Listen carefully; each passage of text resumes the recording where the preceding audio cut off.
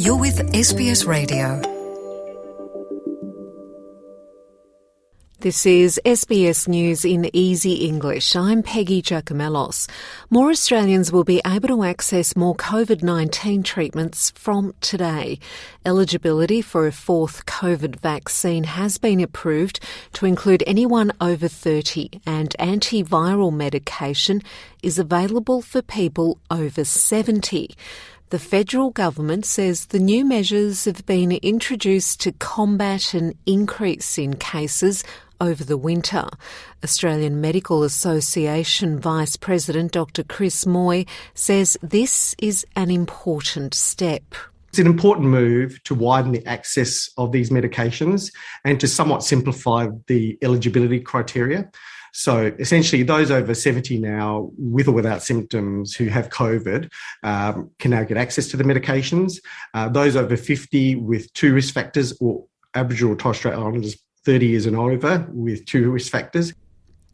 Federal Health Minister Mark Butler says people should continue to follow isolation rules if they have COVID, despite pandemic leave payments coming to an end. A $750 leave payment that has been available to people isolating and who didn't have access to sick leave has ended. Unions have warned that it will lead to more people going to work unwell and the virus spreading.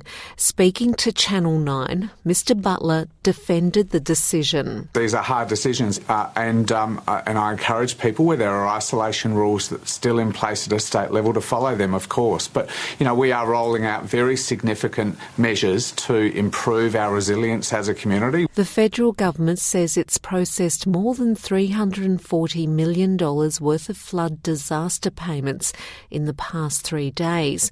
The $1,000 payments for children and $400 per adult were extended in New South Wales in a number of local government areas over the weekend.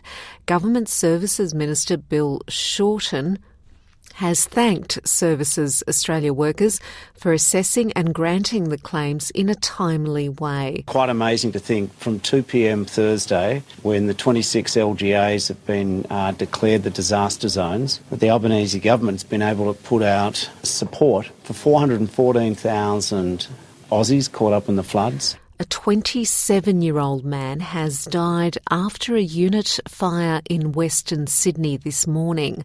Fire crews were called to Campbell Street, Parramatta after 3 a.m. After rescuing one man, firefighters found a second one unconscious inside.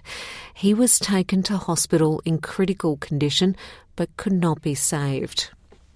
Scores of people are believed to still be trapped by a Russian strike on Ukraine, which destroyed 3 apartment buildings in eastern Ukraine.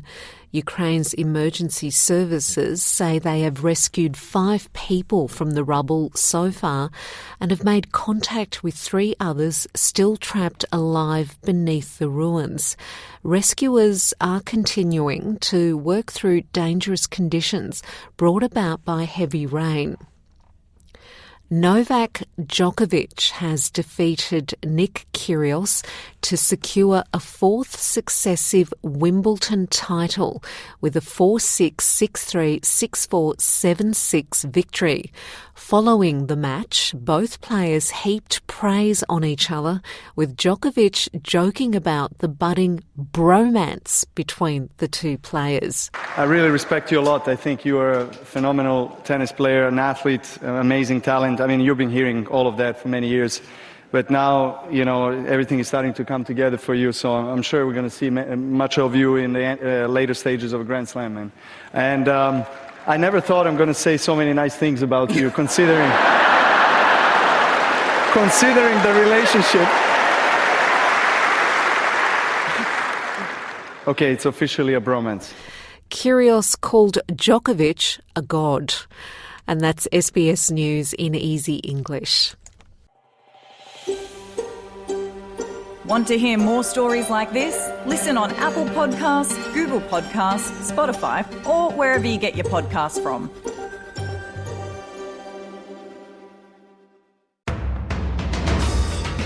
You're listening to SBS News. This is SBS News in Easy English. I'm Peggy Giacomellos. A new national anti-racism campaign has been launched in Australia. The advertising campaign aims to build awareness around how racism operates and hopes to give people tools to recognise it and address it. Race Discrimination Commissioner Chin Tan told SBS News the campaign addresses challenges to realising racial equity in Australia. The campaign is part of a larger anti-racism strategy that we're implementing. It is about calling on Australians to take a stand against racism because racism prevents us from living in a fair, just and equal society. The Prime Minister has renewed his commitment to delivering cleaner energy and greater action on climate change, speaking at the Sydney Energy Forum. The government says it will look to engage the private sector on its net zero by 2050 target, as well as increasing supply of renewables. Anthony Albanese's address comes a day before he heads to the Pacific Islands Forum, where he will discuss climate change with other nations in the region. I'm committed to renewing Australia's standing in our region. This work is underway, demonstrating our government's commitment that each action that we take, each policy that we pursue in this space will be driven by a larger vision of our shared future, a future with new, clean energy industries and jobs as its foundation.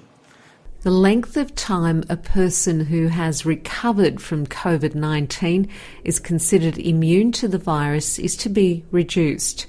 COVID-19 reinfections are becoming more common across the country as new subvariants of the virus circulate. The Australian Health Protection Principal Committee recommended the reinfection period be reduced from its current 12 weeks to 28 days following the rise of the Omicron variant. Farmers in the Hawkesbury and Nepean regions are being offered financial and counselling assistance in the wake of the recent floods. Rural Aid says it's providing financial assistance for farming families in the impacted local government areas. Flood-affected farmers are now able to apply for a $400 prepaid Visa card. The latest assistance follows the distribution of $1 million to flooded farmers earlier this year. The United States Space Agency NASA has released the first image from its new space telescope, offering the deepest ever look at the cosmos. The first image of the $15 billion James Webb Space Telescope is the furthest humanity has ever seen in time and distance. The image, released at a White House event, is filled with lots of stars with massive galaxies. NASA's Lee Feinberg says part of the image is light from not too long after the Big Bang, which was 13.8 billion years ago. The optical performance of the telescope is absolutely phenomenal. It is really working extremely well. This is actually a 2100 second exposure taken at roughly 2 microns, which is the wavelength which Webb was designed to work at or above. To AFL, North Melbourne has sacked coach David Noble after a run of 14 successive losses. Noble had held the post for less than 2 seasons, a period which delivered just 5 wins from 38 matches. Assistant coach Lee Adams is expected to fill in as interim coach for the remainder of the season. And that's SBS News in Easy English.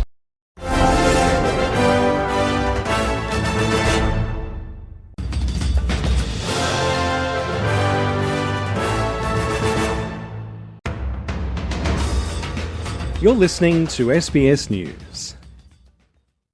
This is SBS News in Easy English. I'm Peggy Giacomellos.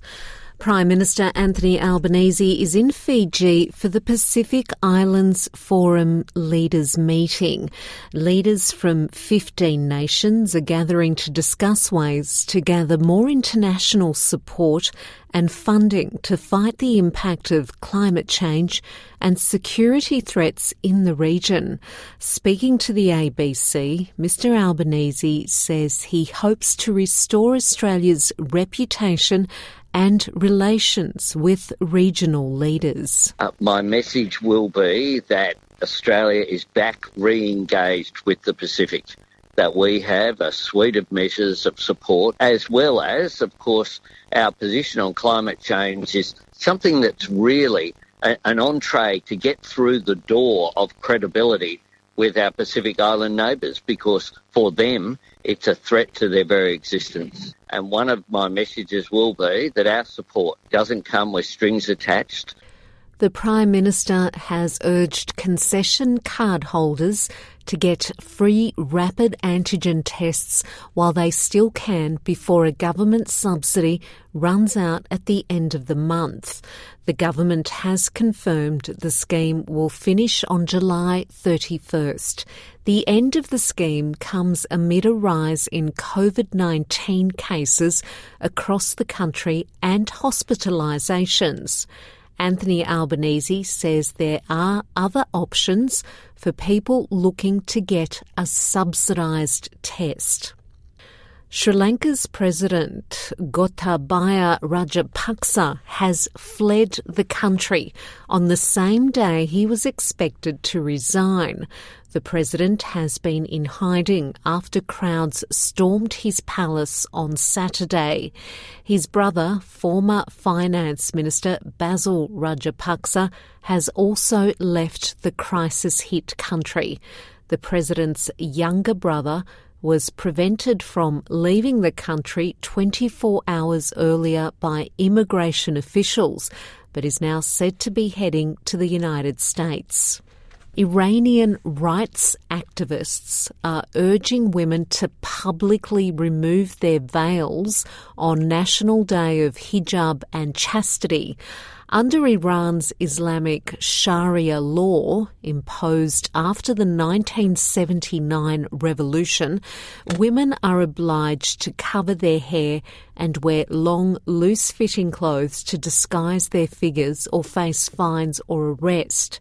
But clerical rulers are still struggling to enforce the law, and activists are criticising the move and are calling on women to remove the veil. An earthquake of magnitude 6.6 has struck the Easter Island region in the Pacific Ocean near Chile. The quake was at a depth of 33 kilometres. Chile's National Emergency Office says the earthquake did not generate conditions for a tsunami on Chile's coasts. Denmark's Magnus Cort Nielsen has won the 10th stage of the Tour de France, defeating Australia's Nick Schultz. The race has stopped for about 10 minutes after half a dozen climate activists tried to block the riders. They were dragged off the road by police before the race resumed. Australian Nick Schultz says a second-place finish is bittersweet. It was almost perfect, but, we know Magnus Cort. He was just a better man. And, I'm really happy with second, but to be honest, I'm also really upset. It's not every day you get to try and win a stage of the Tour de France, So I'll keep trying and see where we get to. And that's SBS News in Easy English.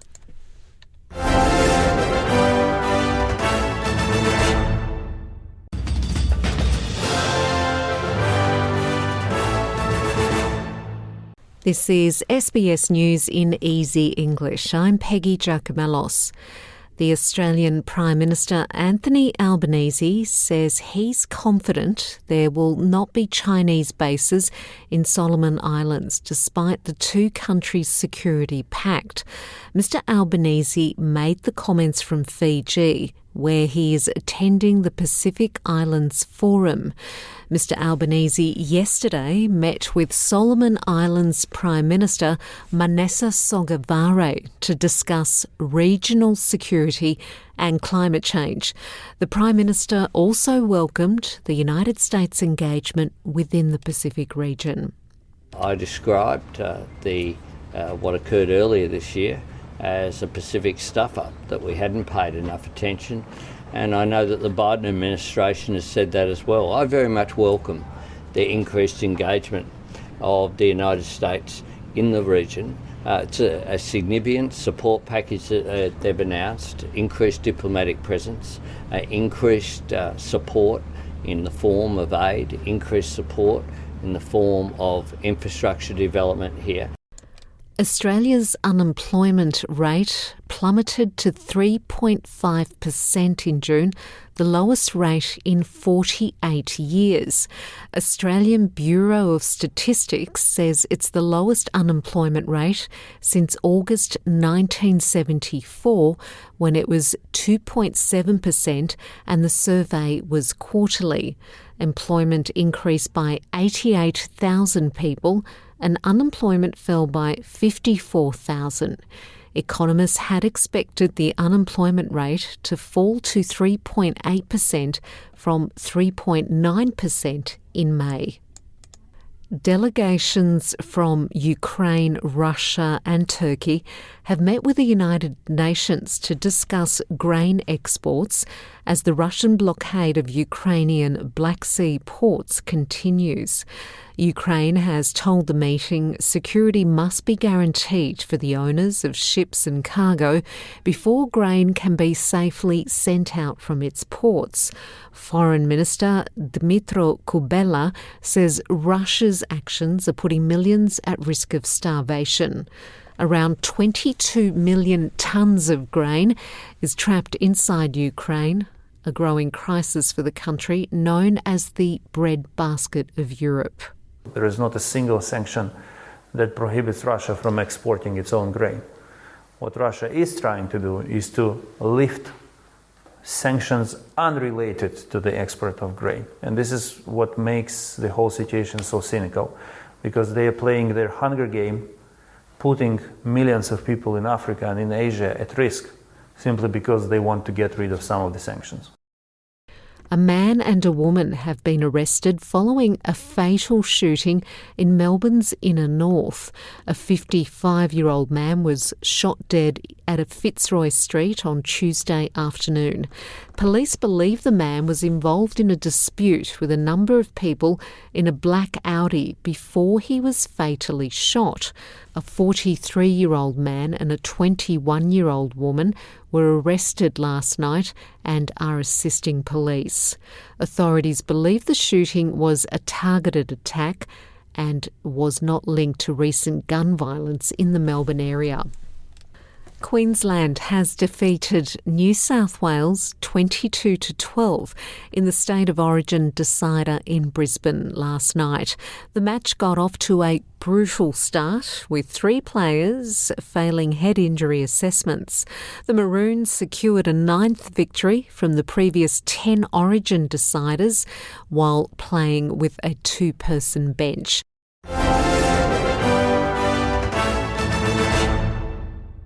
This is SBS News in Easy English. I'm Peggy Giacomellos. The federal government has outlined a multi-million-dollar package to help prevent foot and mouth disease from arriving in Australia, amid concerns an outbreak could wipe out part of the country's agriculture sector. Agriculture Minister Murray Watt says $14 million will be spent on combating the spread of the disease in Australia and overseas. Pleased to announce today a new $14 million funding package, not previously announced, as the next step in elevating our 2-pronged approach to combat foot and mouth disease. There are new measures that we're announcing that apply both in Australia, increased resources in Australia, and also increased resources, particularly in Indonesia. Of that, $5 million will go towards measures in Indonesia, Timor-Leste and Papua New Guinea. A further $9 million will be spent on 18 new biosecurity officers to be stationed at Australian airports. Senator Watt warned the disease could cause an $80 billion hit to the economy if it was allowed to spread in Australia. Anthony Albanese has joined Pacific Island leaders in declaring a climate emergency and that global temperatures must be limited to 1.5 degree rise. The announcement comes after 2 days of meetings at the Pacific Island Forum. On Thursday, Fiji's Prime Minister Frank Bainimarama took to Twitter calling for Australia to do more, but Prime Minister Anthony Albanese maintains the government's new climate targets have been welcomed by Pacific leaders. All of our Pacific Island friends and leaders who were very positive about Australia's role at the meeting. They were positive, and it was reflected as well in the communique. They welcomed Australia's new position on climate change. Following another Russian missile attack, the United States and more than 40 other countries have agreed to coordinate investigations into suspected war crimes in Ukraine. Ukrainian President Volodymyr Zelensky told a conference held at the headquarters of the International Criminal Court in The Hague that Russian missiles had struck 2 community centres in the country's west, killing at least 23 people.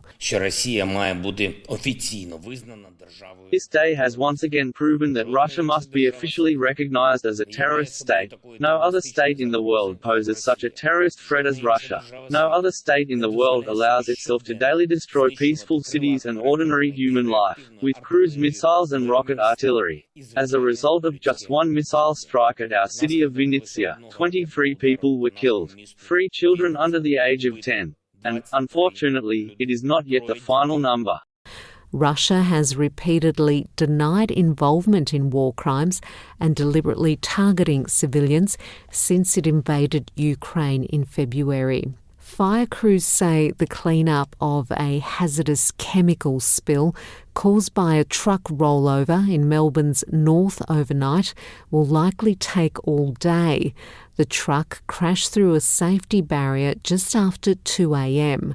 The crash caused about 40 tonnes of chemical fungicide to spill out and left the 41-year-old driver trapped in his cabin for nearly 2 hours. A hazardous fumes warning has been issued to residents in surrounding suburbs, while motorists are asked to avoid the area. Ivana Trump, the first wife of former US President Donald Trump, has died aged 73. Mr. Trump confirmed the news, calling her a wonderful, beautiful and amazing woman who led a great and inspirational life. The Czech-born former model was married to Mr. Trump from 1977 until 1992. She is survived by their 3 children, Donald Jr., Ivanka and Eric Trump. And that's SBS News in Easy English.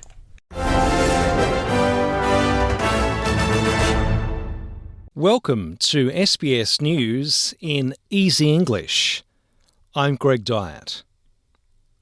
Federal Treasurer Jim Chalmers says there will be confronting economic news when he delivers a statement to Parliament next week regarding inflation, interest rates and wages.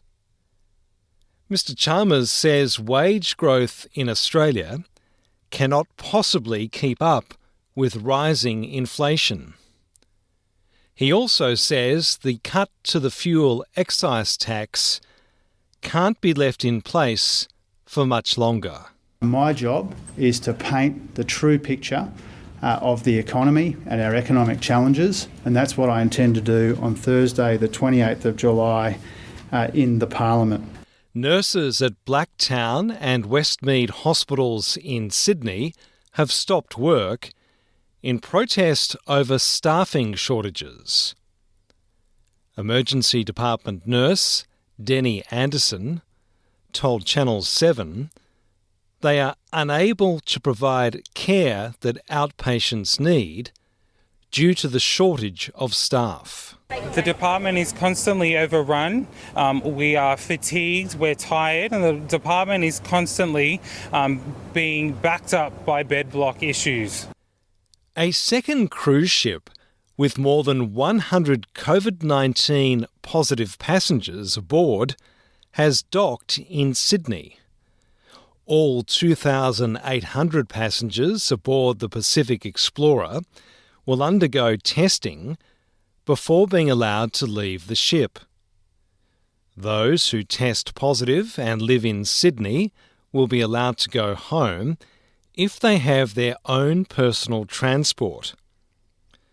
Those who are positive and live in other areas or rely on public transport will be put in a hotel by the P&O Cruise Line until the end of their isolation period. The Federal Aged Care Minister is meeting with nursing home representatives amid concerns the latest wave of COVID-19 infections will be as bad as it was around Christmas. Annika Wells is addressing the winter plan for settings in the aged care sector with more than 1,000 providers. The plan includes fourth vaccine doses, better access to antiviral medication, infection control training, and better communication between providers and government.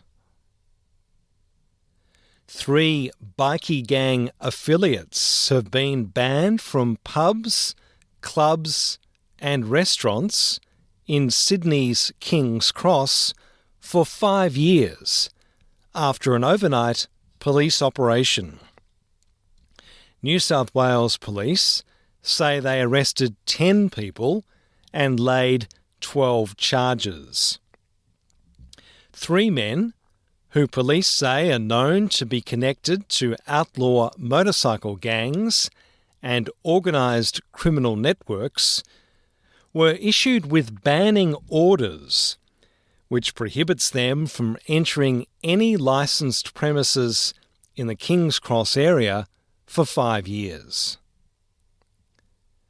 Firefighters in a number of European countries are working to control blazes as a heatwave strikes the continent.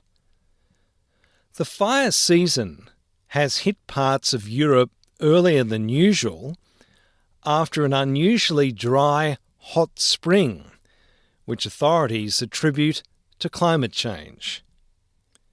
More than 30 fires are raging in forests spread across Spain, while emergency services are also battling fires in Portugal, France and Croatia. In Greece, a team of firefighters from Germany are providing support, including team leader Sebastian Eisenhardt. We're very grateful to be here, and we cherish the opportunity for the exchange of experts program with the pre-positioning here to make our experience and to work by your side. Thank you. I'm Greg Dyett, and that's SBS News in Easy English. Welcome to SBS News in Easy English. I'm Greg Dyett. Environment Minister Tanya Plibersek says the previous government chose not to release a report into Australia's environment because its findings are so grim. The state of the environment is published every 5 years, and the latest report finds the environment is in a poor and deteriorating state.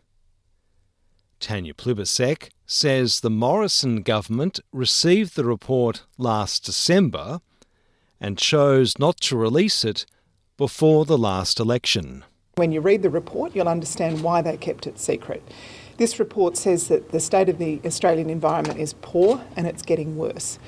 Australia's medicines regulator has given tentative approval to Moderna's COVID-19 vaccine for young children.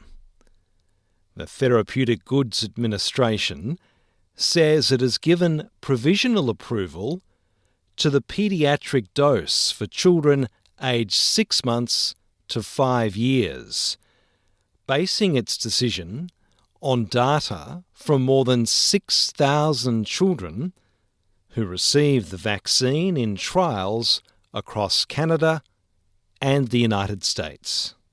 The Australian government has been in contact with officials in India about the extradition of fugitive Puneet,